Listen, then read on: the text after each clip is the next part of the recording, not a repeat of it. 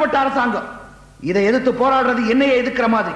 பெத்த அப்பனையே எதிர்க்கிற புள்ள எனக்கு தேவையில்லை. அநியாயத்தை எதிர்த்து போராடுறது அப்பாவை எதிர்த்து போராடுறதா நீங்க நினைச்சா எனக்கு அப்பாவே தேவையில்லை. ஏண்டா, உனக்கு இந்த நாட்டு மக்கள் பெருசு, நான் பெருசு இல்ல. இந்த நாட்டு மக்களை பத்தி உனக்கு என்ன தெரியும்? நாடு நாடுன்னு நாட்டுக்காகவே உழைச்சாரே கர்ம வீரர் காமராஜர், அவர் சொந்த தொகுதியான விருதுநகர்ல தோக்கடிச்சாங்க. தமிழ் தமிழ்னு தமிழனுக்காகவே வாழ்ந்தாரே பேரறிஞர் அண்ணா, அவரை காஞ்சிபுரத்துல தோக்கடிச்சாங்க. ஏன் ஆண்டிப்பட்டியில கொடை வள்ளல் எம்ஜிஆருடைய மனைவியை தோக்கடிச்சாங்க. அந்த கட்சி ஜெயிக்குவானா?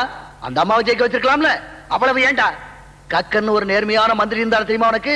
கடைசி காலத்துல காரு கூட இல்லாம பஸ்ல ஏறி போனாருப்பா. அதையும் இந்த ஜனங்க வேடிக்கை பார்த்துக்கிட்டா இருந்தாங்க. இப்ப அவரையும் மறந்துட்டாங்க. அந்த ஜனங்களுக்காக இவர் போராட போறாரா? போடா. அப்பா சொல்றதையும் கொஞ்சம் யோசனை பண்ணி பாருப்பா. இல்லம்மா, தோளுக்கு மேல வளர்ந்த பிள்ளையை தொடக்கூடாதுன்னு சொல்லுவாங்க. என்ன தொட்டு அடிச்சிருந்தா கூட கவலைப்பட்டிருக்க மாட்டேன்.